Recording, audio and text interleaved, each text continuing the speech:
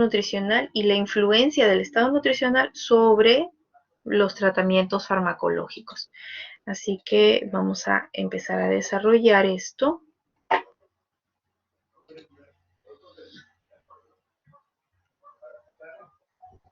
Aquí está. Muy bien. Y justamente ver cómo influye el estado nutricional y cómo influye la forma de comer los alimentos cuando estamos bajo un tratamiento farmacológico. No vamos a tener tiempo para mirar este video, pero sí, desde ya les digo que lo vean porque está bien interesante. Habla justamente sobre el primer lugar a donde llegan nuestros fármacos, que es el estómago. Y por lo tanto hay un tema de pH y secreción del ácido clorhídrico. ¿Sí? Aquí están nuestros temas y esto es nuestro logro. Al final de esta sesión vamos a lograr comprender los efectos del fármaco sobre el estado nutricional y viceversa, y explicarlos. Ahora, empezamos por esto, ¿no? Variables, 3 variables que vamos a considerar cuando una persona está siguiendo un tratamiento farmacológico. En primer lugar, el paciente. En primer lugar es el paciente. Muy bien, acá tenemos al paciente. ¿Qué debemos considerar en el paciente? Edad. ¿Se acuerdan que hemos visto que es diferente en pediatría, en embarazo, en adulto mayor, ¿no? Entonces hay que considerar la edad. El sexo del paciente, mujeres y hombres no somos iguales. La actividad que realiza el paciente, su función gastrointestinal, cómo está, sobre todo si está recibiendo medicamentos orales, y también su función renal. Estas cosas son básicas. Estas cosas son básicas porque la mayoría de los medicamentos tienen su excreción de manera renal. Por eso también el paciente si tuviéramos un paciente que tenga una insuficiencia renal, hay que tener mucho cuidado con qué tipo de medicamentos va a recibir, ¿no? Y que no se automedique, no se automedique. Segunda variable, el tratamiento farmacológico en sí. ¿Y qué hay que considerar en el tratamiento farmacológico? Las formas. ¿Es un medicamento oral? ¿Es un medicamento líquido? ¿Es un medicamento en comprimido? ¿Es un medicamento en cápsula? ¿Es inyectable? ¿No? La forma farmacéutica, el principio activo, o sea, quién es la droga, la forma de administración, la duración, es de corta duración, de repente es un tratamiento antibiótico por 7 días nada más, o de repente el paciente acaba de debutar pues con diabetes y va a empezar a tomar metformina. De aquí en adelante ya sabemos cuándo empieza, pero no sabemos cuándo termina, ¿no? Y la posología. La posología justamente es lo que llamamos comúnmente las dosis. Cuánto del medicamento, cada cuántas horas, ¿no? O una diaria, según lo haya indicado el médico tratante. Y el último factor es la dieta. Características de la alimentación, la distribución de la ingesta a lo largo del día, el valor nutritivo de los alimentos que va a comer y algunos componentes no que están presentes en los alimentos, como por ejemplo los compuestos fénicos, ¿no? Por ejemplo, está tomándose un té y tiene un tanino, entonces ese tanino no es un nutriente, pero sí es un compuesto fenólico. Entonces hay que considerarlo también si tuviera alguna interacción. Entonces, teniendo como principio el paciente, su propio tratamiento y la dieta, nosotros nos basamos en esto para considerar el estado nutricional. ¿Qué mecanismos estarían implicados en esta interacción? Alteración de la ingesta, si ha cambiado o no el apetito del paciente, que algunas de estos, acá menciona algunos medicamentos que podrían alterar el apetito del paciente, ¿no? En los niños, sobre todo en los niños comúnmente asmáticos, cuando han tenido una crisis asmática y luego el pediatra les indica de aquí recibido su nebulización, pero no se olvide que de aquí a 10 días debe seguir con del salbutamol más de beclometasona, y ese medicamento podría un poco el apetito, ¿no? También algunos medicamentos que alterar el gusto, el olfato, ¿no? Los antihistamínicos tienen esta particularidad. Por eso las personas con alergias siempre tienen momentos de que puede cambiar o dejan de percibir ciertos olores o se les acentúa la percepción de ciertos olores. Molestias gástricas que pueden sufrir, por ejemplo, con el sulfato ferroso. El fosfato ferroso, como son concentraciones grandes de hierro y el hierro de por sí necesita un ambiente ácido, entonces puede que cause algunas molestias gástricas por la excesiva producción de ácido. Entonces, todo esto con respecto a la alteración de la ingesta del alimento.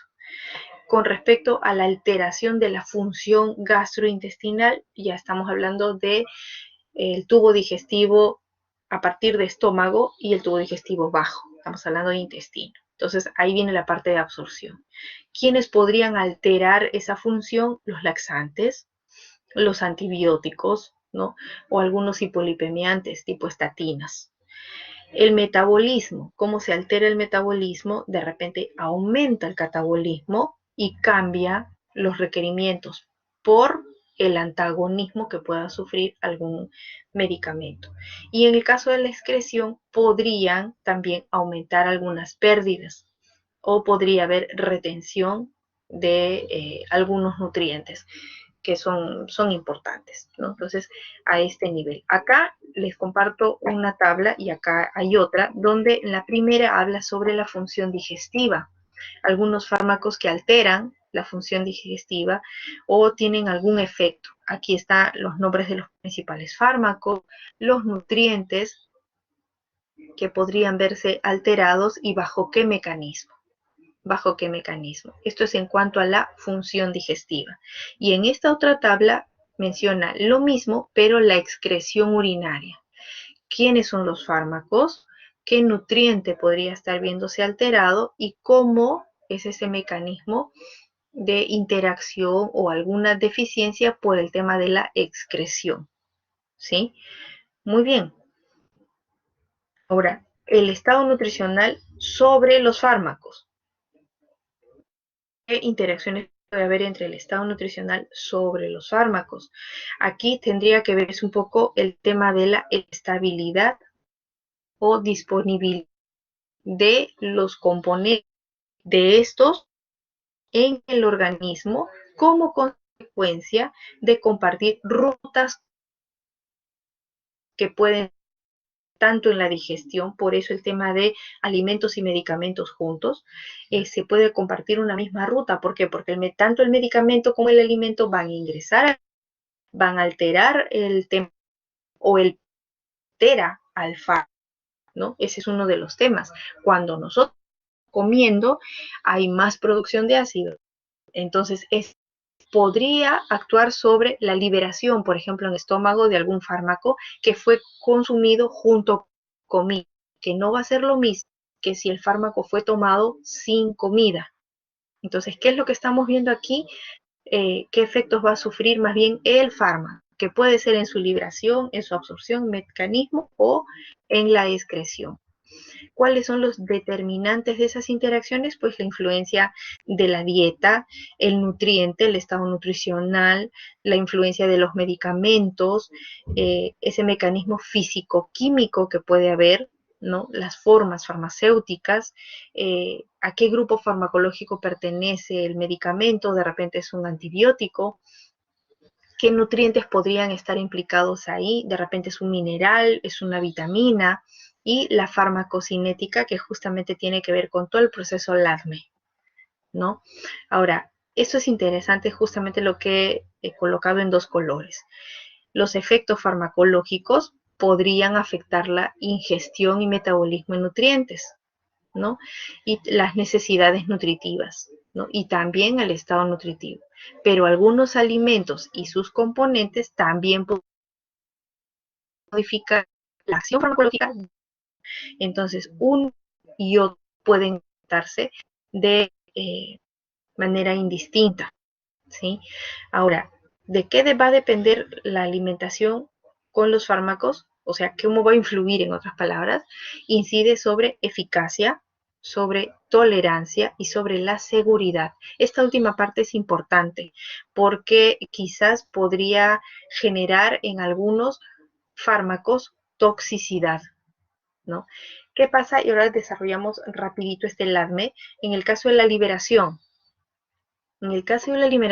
¿cómo podría verse afectado? Pues se modifica el proceso de la disgregación y la solubilidad del principio activo. ¿Y quién es el que interviene ahí? Justamente lo que les decía, el pH. Este pH podría, si de repente tomaste una cápsula, la cápsula se va a deshacer y el contenido, o sea, ese proceso ya se llama liberación, ¿no? Entonces ese contenido ya queda en contacto con la mucosa gástrica y ese pH tiene que ver justamente en este fármaco, ¿no? Sea una sustancia sólida, sea una sustancia líquida, pero ahí es donde va a haber justamente ese tema de la liberación, donde va a haber desintegración, disgregación y la disolución del fármaco. Ya el fármaco se liberó, ¿qué es lo que sigue? Absorberse. Entonces, ¿cómo puede afectarse esa absorción del fármaco? Pues cuando se ingieren bebidas juntamente con alimentos también influyen sobre la absorción, porque también podría a ese nivel intestinal haber cambios en la disolución, la osmolaridad, y qué tanto se ha distendido esa pared intestinal y sobre todo cómo va la velocidad de tránsito. ¿Qué pasaría si tomaste un medicamento, ¿no? O un suplemento? Estás tomando un suplemento, pero justamente tienes diarrea. ¿Va a haber absorción de ese suplemento? No va a haber. Y como no va a haber, entonces es preferible cuando hay estos episodios, de repente hay alguna dispepsia, hay alguna indigestión, se recomienda que el paciente deje su tratamiento con suplementos, que ya no los tome hasta que él esté recuperado. ¿Por qué? Porque va a ser por gusto. Ese suplemento que él va a tomar se va a ver afectado a este nivel de absorción. La osmolaridad va a aumentar, la velocidad de tránsito intestinal aumenta porque está con diarrea el paciente, entonces ya no va a haber forma de que se absorba ese suplemento y más bien lo va a eliminar. Entonces se corta el tratamiento con el suplemento y eso nos concierne muy bien a nosotros nutricionistas. Entonces aquí sale una indicación bastante clara sobre prescripción de suplementos. Cuando hay diarrea, se corta los suplementos y se vuelven a dar cuando el paciente ya esté recuperado. Estamos hablando de repente el paciente es anémico y está recibiendo su suplemento de hierro, pero resulta que también le dio diarrea, entonces durante esos días que él está de tratamiento se corta el suplemento de hierro. Pasó su cuadro diarreico, vuelve el paciente, es lo que nos corresponde hacer a nosotros. En la parte de distribución, sabemos cuando nosotros hemos comido los nutrientes transportados en la circulación, proteínas transportadas, ¿no? Son las proteínas plasmáticas. La albúmina es una de ellas, ¿no? Puede haber interacciones encontradas en pacientes con desnutrición. Entonces aquí sí vemos cómo se va a afectar el fármaco. El cuerpo va a preferir a su proteína para transportar nutrientes pocos que tiene y no va a dejar de transportar nutrientes por transportar un fármaco, ¿no? Entonces no le va a tomar atención al fármaco y cuando un fármaco no recibe atención de una proteína transportadora se vuelve tóxico. Entonces de esa forma se vería alterado el fármaco cuando hablamos de distribución.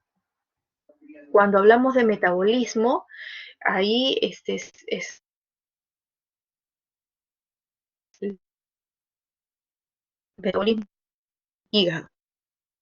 Entonces, ¿qué es lo que podría pasar? Que estos sistemas enzimáticos, ¿no? Que participan en todos los procesos podrían estar inducidos o inhibidos por ciertos nutrientes, por los alimentos que uno ha consumido, ineficacia terapéutica o toxicidad. Ahí ya nos vamos a los extremos. O el medicamento no cumple el efecto deseado, se vuelve tóxico, ¿sí?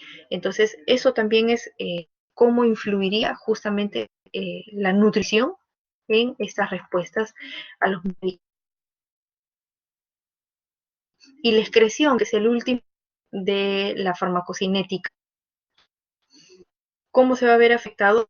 Podría haber un efecto antagonista sobre transportadores específicos que van a afectar a la vida media del fármaco dentro del organismo. Esto quiere decir que el medicamento no podría eliminarse bien y necesitamos que se elimine bien. Y esto también depende muchas veces de los pHs, como hablábamos en la clase pasada. Ahora, el estado nutricional. Esta es un recordatorio de lo que nosotros sabemos. La evaluación nutricional es necesaria. Nosotros no vamos a poder decir al paciente que muy alegremente o el médico estaría en coordinación con nutrición para saber cómo está el estado nutricional del paciente y por lo tanto cómo va a darle los fármacos, ¿no? El médico puede tener una visión general, de repente ve a un paciente muy desnutrido que está internado en hospital, lo ve y dice, no, este paciente no vas a aportar el fármaco porque solo lo está viendo, pero de manera tangible nosotros los nutricionistas somos, mediante una evaluación nutricional completa, somos que vamos a definir en realidad si el paciente sí podría o no podría cierto tratamiento farmacológico. ¿Por qué haríamos una evaluación completa? ¿Y en qué consiste una evaluación completa? Pues antropometría, ver los datos bioquímicos, el examen físico, el estudio estético para saber cuántas veces come, qué es lo que come, qué no acostumbra a comer, bajo qué cultura está nuestro paciente. Y es muy importante el tema de la cultura, porque con una cultura nutricional o una cultura diversa, sobre todo en nuestro país, que somos multiculturales, multidiversos en ese aspecto, también tiene que ver mucho la alimentación, ¿no? Y desde el mismo momento médico, en que hay algunos pacientes que tienen una cultura en la que no se dejan ver, no se dejan auscultar, y de repente si tenemos una paciente mujer y tú eres un nutricionista varón y quieres ver cómo está su abdomen, no te va a dejar tocarla y va a exigir o va a pedirte que mejor sea alguien como ella, entonces tiene que ser una mujer también, ¿no? Y eso no es, no, aquí yo soy el nutricionista, este es mi trabajo y usted se deja nomás, no señor, ahí interviene mucho el respeto. Por eso es que el tema cultural también es bien importante en cuanto al estudio dietético. Y aquí está en forma resumida justamente lo que estamos hablando, ¿no? Y algo que no mencionamos era esto, justamente el informe psicosocial. ¿Qué factores ambientales tiene nuestro paciente? Factores sociales, económicos. Nosotros vamos a lanzar la gran prescripción dietética y de repente es una dieta que el paciente no lo va a poder cumplir, ¿no? Y si hay un desequilibrio en los hábitos, ¿no? De repente sabemos que necesita mucho omega 3, pero y quizás hasta necesita una suplementación, porque nos vamos a encontrar con esos casos en que el paciente necesita suplementación, pero los suplementos de omega 3 son caros. Entonces tenemos que encontrar la mejor manera y decirle, bueno señora, entonces preferible usted consuma bastante pescado y etcétera, ¿no? Que eso sí podría, sí, yo vivo en el puerto, mi esposo es pescador, entonces tú ya la hice, pues, ¿no? No puede comprar su suplemento, pero ella es la esposa del pescador, entonces señora, que su esposo le traiga los pescados más oscuros, los pescados más pequeños, y con eso usted va a poder de repente ayudar en la recuperación de su salud, pero por favor no deje sus medicamentos, porque sabemos todos que el tratamiento farmacológico funciona muy bien cuando el paciente está bien nutrido. Ahora, aquí pasa algo con los pacientes obesos y el tema farmacológico, por eso es que cómo va a influir también el estado nutricional. Cuando el paciente está obeso, tiene sobrepeso, tiene más acúmulo de grasa, o sea, hay mayor adiposidad. Entonces, justo esto que hemos marcado aquí en azul, el grado de adiposidad va a influir directamente sobre la disposición y el efecto del fármaco. Por lo tanto, también va a influir en el tratamiento y la recuperación. Pacientes obesos se recuperan tarde, no solamente por su propio tema inflamatorio que ya lo tienen ahí establecido y bien atornillado, sino también porque ese grado de adiposidad no va a permitir que ciertos fármacos que nuestro paciente obeso necesita cumplan su trabajo como debe ser. Y es porque por la adiposidad. Entonces aquí tenemos un motivo más de por qué no debe ser nuestro paciente obeso y por qué nuestra salud preventiva, ¿no? Porque el tema preventivo promocional debe primar por encima de todo. ¿no? Eso, haciendo un paréntesis, es algo que, escuchando el mensaje de nuestro nuevo presidente interino, ha mencionado, y esperamos, crucemos los dedos para que en estos escasos meses deje sembrado alguna semillita, algún precedente con respecto a la medicina preventiva. Y aquí es donde nosotros nutricionistas estamos obligados, porque es nuestro trabajo, mediante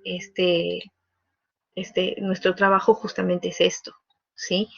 Eh, sí, pues vamos a ver muy seguido que hay bastante paciente obeso, sobre todo ahora que a la mayoría de la población se le ha abierto los ojitos, y porque han visto cómo mueren los pacientes obesos, que son aquellos que menos soportan esta enfermedad de COVID cuando son contagiados, porque tienen un problema inflamatorio muy bien instalado ahí, y es más fácil de que progrese rápidamente y llegue a esa gran tormenta de citoquinas y no la haga, pues, y lamentablemente el paciente fallezca. Entonces aquí tenemos un motivo más.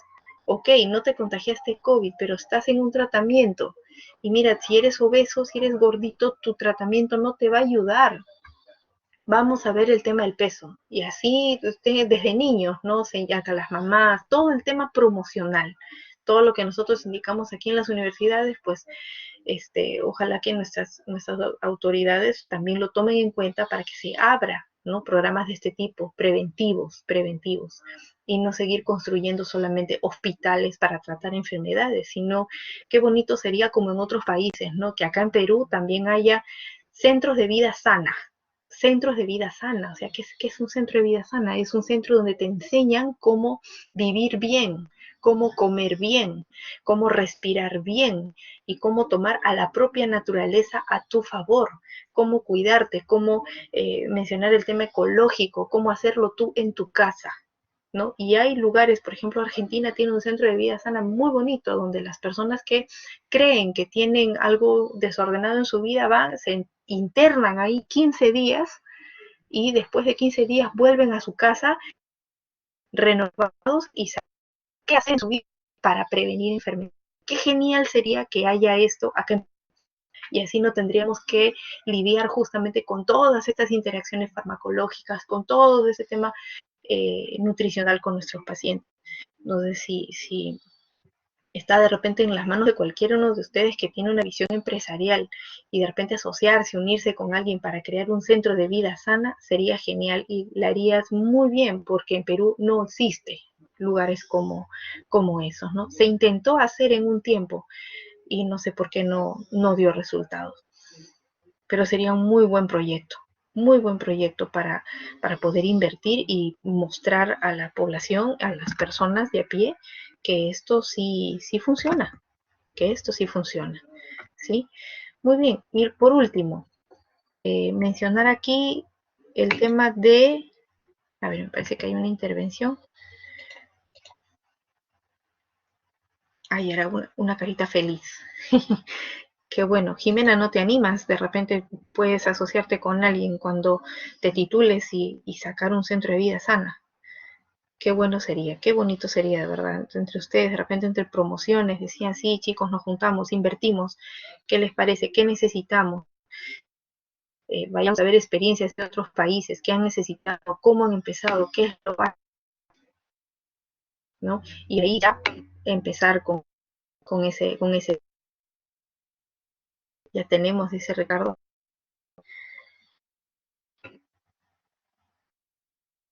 Sí, qué bueno, de verdad, chicos, yo les animo a que hagan cosas así como para dejar huella, pues, ¿no? Muy bien, en esta diapositiva, ¿qué es lo que estamos, con lo que yo me quiero, justamente lo que está encerrado aquí en este recuadro de color verde, acá, ¿no? Algunos fármacos, como por ejemplo penicilinas o derivados opiáceos tipo tramadol, morfina, se pueden recomendar, se recomiendan tomar con estómago vacío. Entonces ya vemos que no solamente los analgésicos antiinflamatorios, también está aquí el tema de antibióticos. El antibiótico muchas veces, y yo no sé si ustedes han escuchado ese mito antiguo que decía, estás tomando antibiótico, entonces toma bastante leche y tu antibiótico toma con leche, ¿no? Yo recuerdo desde pequeña, mi abuelita siempre me eso, ¿no? Ya tomaste tu leche, porque para las abuelitas es primordial que los niños, ¿no? Ahora ya yo entiendo por qué. Para todo, ¿no? Incluso como yo tuve una muy fea cuando era niña, recibí mucho tratamiento, mucho antibiótico, eh, si no, no la contaría, ¿no? Y ella exigía que todo sea con leche. Entonces mi mamá un poco que no, ¿cómo va a ser? Si está el tema gástrico y eso, ¿no? Entonces nunca llevé un tratamiento con un nutricionista, pero sí tenía una mamá muy intuitiva, ¿no?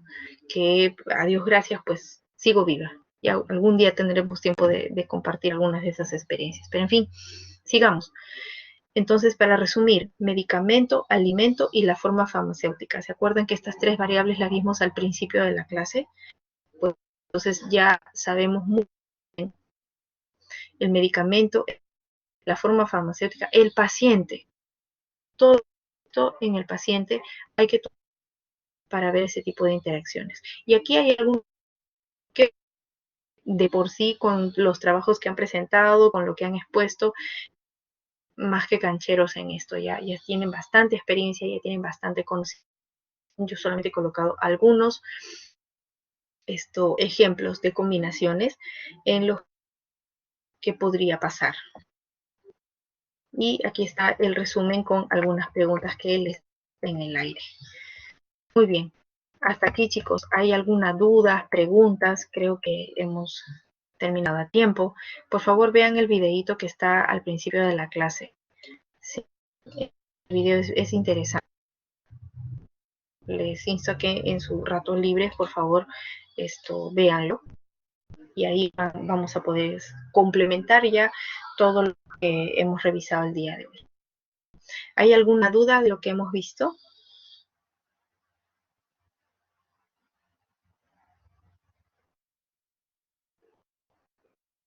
Chicos, ¿tenemos dudas?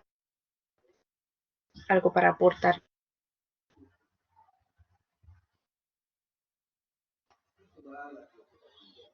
¿Todo ok, Rick? Muchas gracias. ¿Todo bien para los demás? ¿Todo?